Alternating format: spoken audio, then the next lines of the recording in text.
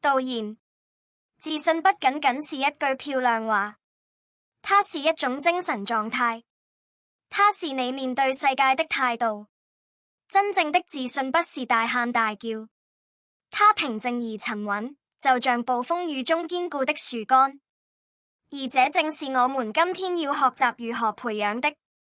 向右，如果這個話題與你息息相關，別忘了給我們一個讚，並訂閱我們的頻道。我們將一起變得更強大、更深刻、更智慧。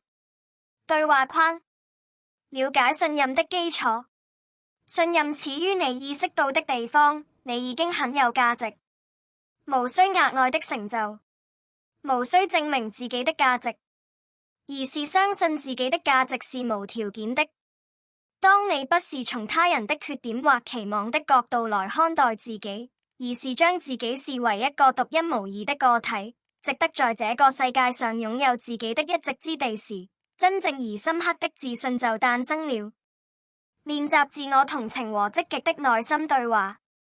我們常常成為自己最嚴厲的評判者，每一個錯誤都會成為我們責罵自己的理由。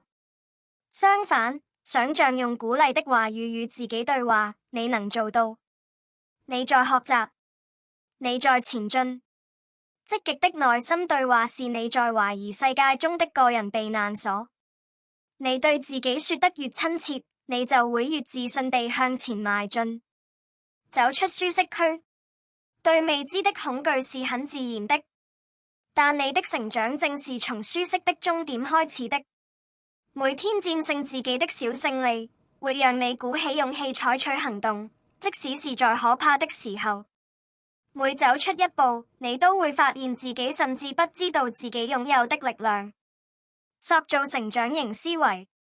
你不是與生俱來的能力的集合，你是一個永無止境的成長過程。每一次錯誤都不是失敗，而是墊腳石。擁有成長型思維模式的人知道，我還不知道怎麼做，但我會學會的。他們不怕跌倒，因為每一次跌倒都會讓他們離飛翔更近。你可以選擇這種心態，每一天。關愛身心健康。內心的自信並不生活在疲憊的身體裡，它需要能量、清晰和力量。自我保健不是自私，而是對夢想的責任。睡眠、適當的營養、體育鍛鍊和休息時間，都是構建你自己的堅韌之墊的基石。把失敗當作學習的機會。世界不分輸贏，世界分為學習者和放棄者。失敗不是路的盡頭，它是路上的一個標誌。嘗試不同的方式，只有勇於接受失敗的人，才能超越自我，不斷成長。設定並實現目標，目標指引方向，他們將願望轉化為道路。明確自己的方向，讓你在面對挑戰時更加強大。在通往遠大目標的道路上，每一次小小的成功都會增強你對自己的信念，就像在堅固的性格結構中穿上了一條新線。練習自信和邊界設定技巧。尊重他人很重要，但更重要的是尊重自己。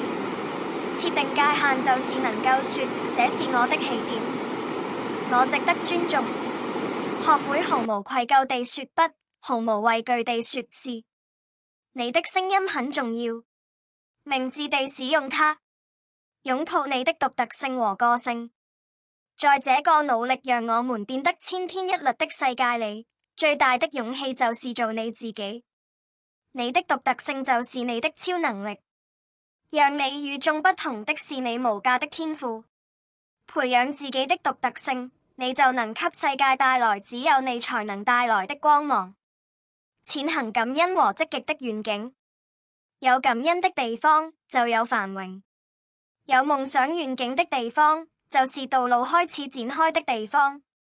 每天關注你身邊的美好事物，並清晰地想象你所追求的目標。